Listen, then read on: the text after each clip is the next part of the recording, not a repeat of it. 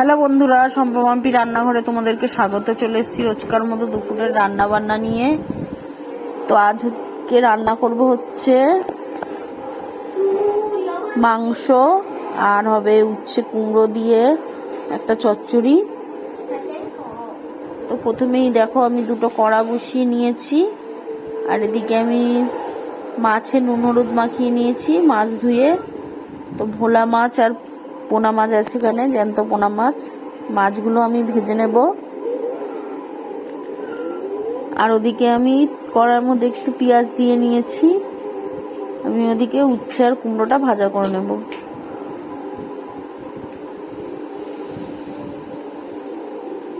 প্রথমে মাছগুলো ভেজে নিচ্ছি, দেখতে পাচ্ছ, আর এদিকে উচ্ছে কুমড়োটা ভেজে নিচ্ছি।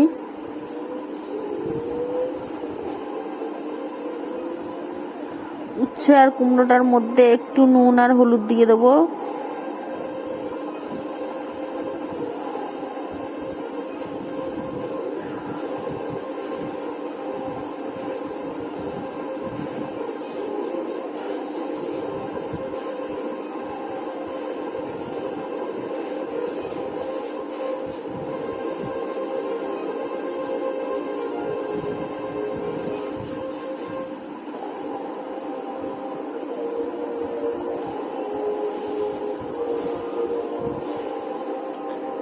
পোনা মাছগুলো আমার ভাজা হয়ে গেছে, এবারে আমি ভোলা মাছগুলো ভেজে নেব।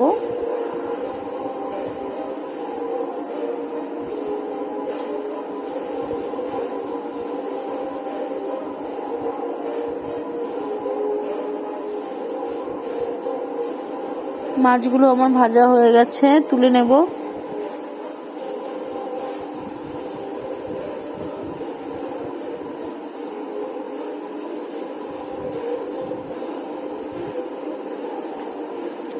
সব মাছগুলো আমি ভেজে নিয়েছি।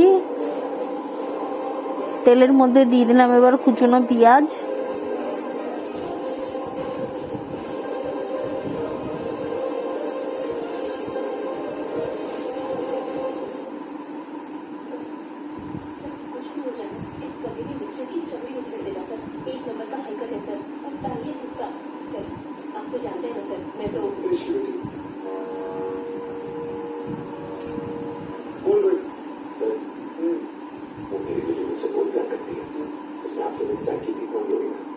দিয়ে দিচ্ছি টমেটো কুচি,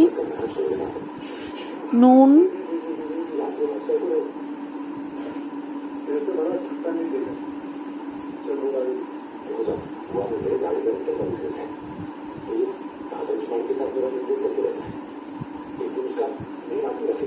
উচ্ছে ভাজাটা আমার হয়ে গেছে, উচ্ছে কুমড়োটা। এবার তেলের মধ্যে অল্প 5 ফোড়ন দিয়ে একটু পেঁয়াজ দিয়ে দিচ্ছি সামান্য পরিমাণে, আর দিয়ে দিচ্ছি এদিকে বিনস, পেঁপে, আলু, কাঁকরুল সব দিয়ে পাতলা করে একটু জ্যান্ত মাছের ঝোল করব, পোনা মাছটার। আর ওদিকে ভোলা মাছটা একদম মাখা মাখা ঝাল হবে, কাই কাই। এদিকে দিয়ে দিলাম আদা রসুন বাটা,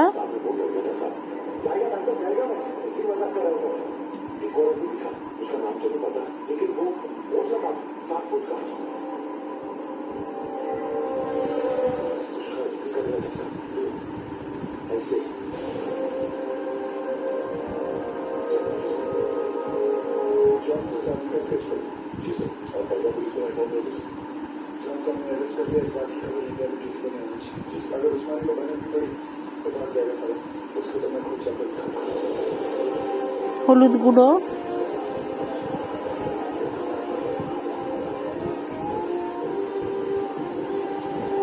লঙ্কা গুঁড়ো,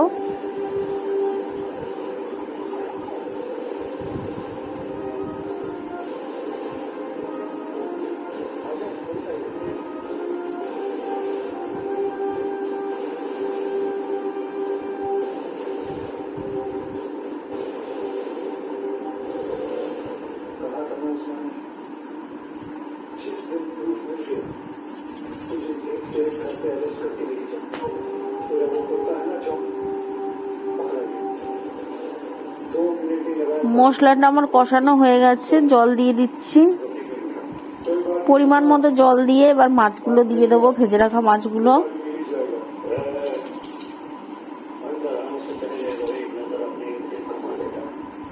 এদিকে আমার সবজিটা ভাজা ভাজা হয়ে গেছে, দিয়ে দিচ্ছি একটু আদা বাটা, অল্প একটু নুন হলুদ দিয়ে দেবো, জিরে গুঁড়ো অল্প দিয়ে দেবো, দিয়ে একটু নাড়িয়ে চাড়িয়ে নিয়ে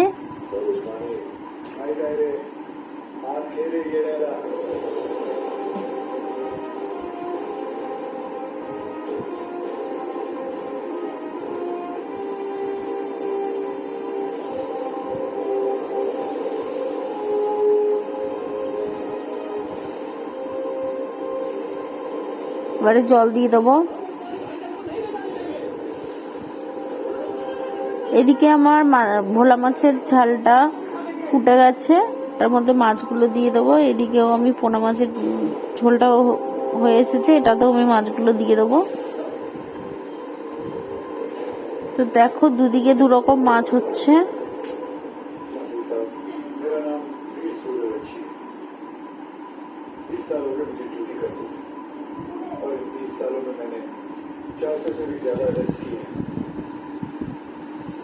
इन अपराधियों में कोई जॉन फर्नांडिस है, कोई हरपाल सिंह है, कोई श्याम शर्मा है, तो कोई इस्माइल खान। इंसान नाम में मजहब ढूंढता है, लेकिन कानून निष्पक्ष होता है।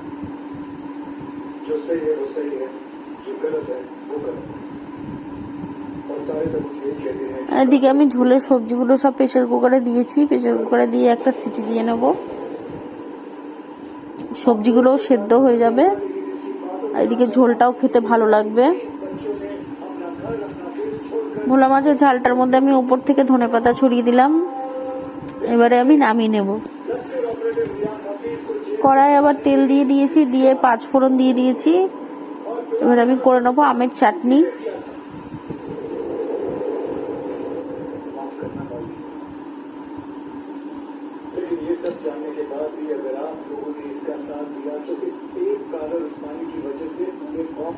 এদিকে আমি মাংসের আলুগুলো ভেজে নেব। अगर आज हमने इसे अरेस्ट नहीं किया तो हो सकता है कल फिर 1993 जैसा माहौल बन जाए, और ये ना आप चाहते हैं ना हम।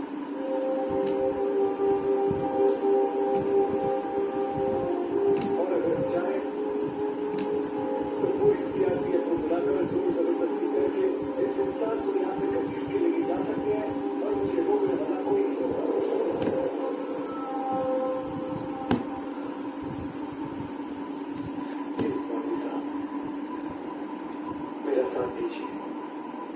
মাংসের আলুর মধ্যে একটু নুন আর হলুদ দিয়ে দিলাম, দিয়ে আলুটা ভেজে নেবো। আর এদিকে আমটা একটু তেলের মধ্যে নাড়িয়ে চাড়িয়ে নিয়ে জল দিয়ে দিলাম, দিয়েছি একটু নুন আর হলুদ। এবার পরিমাণ মতো চিনি দিয়ে দেবো চাটনির মধ্যে। এদিকে মাংসের আলুটা আমি ভেজে তুলে নিয়েছি, তেলের মধ্যে দিয়ে দেবো তেজপাতা,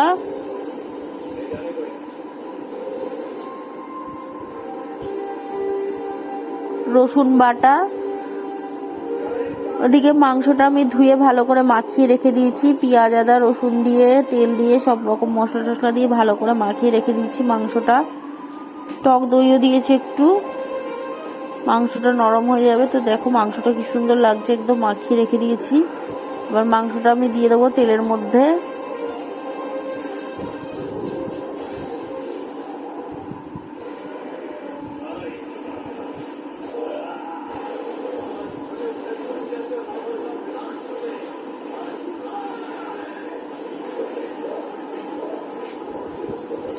মাংসটা ভালো করে নাড়িয়ে নেব।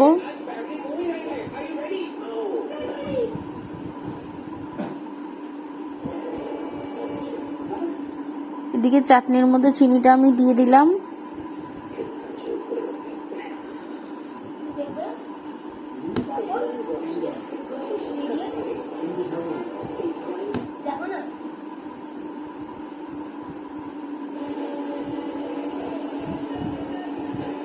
মাংসটা কষানো প্রায় হয়েছে, এবার আমি আলু দিয়ে দিচ্ছি, দিয়ে আরেকটু কষিয়ে নেব, আরেকটু কষিয়ে নিয়ে জল দিয়ে দেব।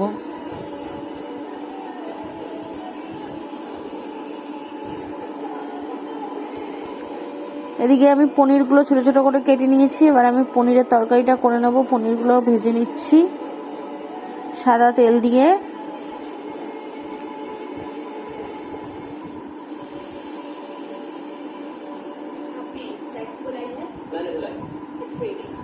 পনিরটার মধ্যে একটু নুন দিয়ে দিচ্ছি, সামান্য পরিমাণে হলুদ দিয়ে দিচ্ছি।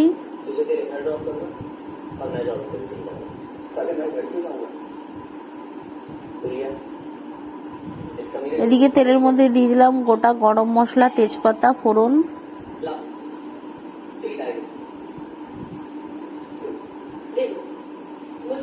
দিয়ে দিচ্ছি পেঁয়াজ, ডুমো ডুমো করে পেঁয়াজ কেটে নিয়েছি।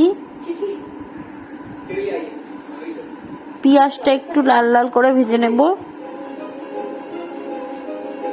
পনিরটা ভেজে তুলে রেখে দিয়েছি। এদিকে মাংসটা আমার কষানো হয়ে গেছে, দেখতেই পাচ্ছ। মাংসটার মধ্যে এবার আমি জল দিয়ে দেবো।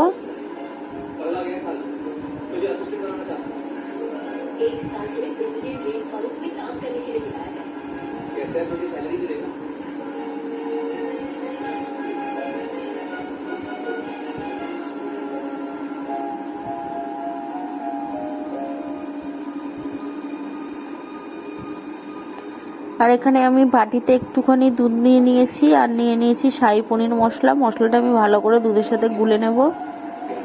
এই দুধের সাথে মশলাটা গুলে নিয়ে পনিরের মধ্যে দিলে পনিরটা বেশ ভালো খেতে হয়। আর দিয়ে দেবো চালমগজ, পোস্ত বাটা। এদিকে টমেটো, আদা, রসুন আমি একটু বেটে নিয়েছি। সব মশলাটা আমি দিয়ে দিলাম। পেঁয়াজটা আমার লাল লাল করে ভাজা হয়ে গেছে। মশলাগুলো দিয়ে ভালো করে কষিয়ে নেব তরকারিটা। দিয়ে দিচ্ছি নুন, হলুদ, একটু লঙ্কা গুঁড়ো দিয়ে দেবো।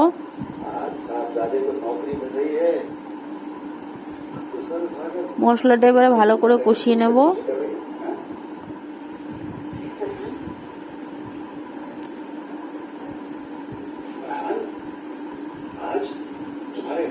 দিয়ে দিলাম চালমগজ আর পোস্ত বাটা।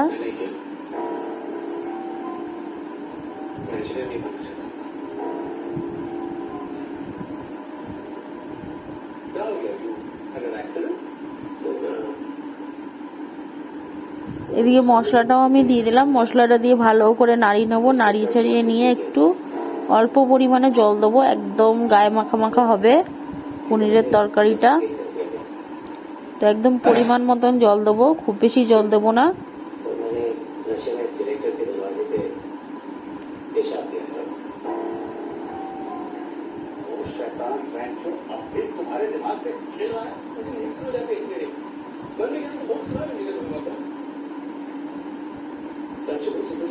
ভেজে রাখা পনিরগুলো এবার দিয়ে দেবো। ওদিকে আমার মাংসের তরকারিটা ফুটছে বেশ টকবক করে।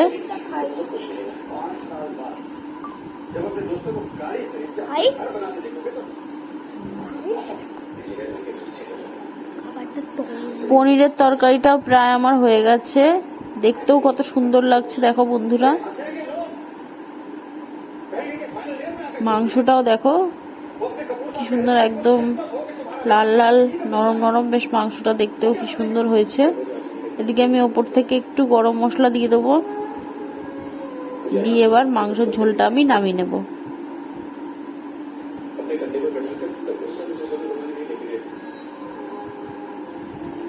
তো আমার রান্না হয়ে গেছে বন্ধুরা, দুপুরের রান্না। এবার আমি দেখিয়ে দেবো কি কি রান্না করেছি একবার। এখানে দেখো আছে গরম গরম ভাত, দেখতেই পাচ্ছ। ভাতগুলো একদম ঝরঝরে কি সুন্দর ভাত হয়েছে। আর এখানে আছে তোমার উচ্ছে কুমড়ো দিয়ে একটা ভাজা, আর আছে এখানে পোনা মাছের কাঁকরোল আলু দিয়ে বিনস দিয়ে একটা ঝোল। এখানে হচ্ছে ভোলা মাছের ঝাল, একদম মাখা মাখা ধনেপাতা দিয়ে। আর এখানে হয়েছে তোমার পনিরের তরকারি, দেখতেই পাচ্ছ কত সুন্দর হয়েছে দেখতে তরকারিটা। আর এখানে হচ্ছে মাংসের ঝোল। মাংসের ঝোলটাও দেখো একদম লাল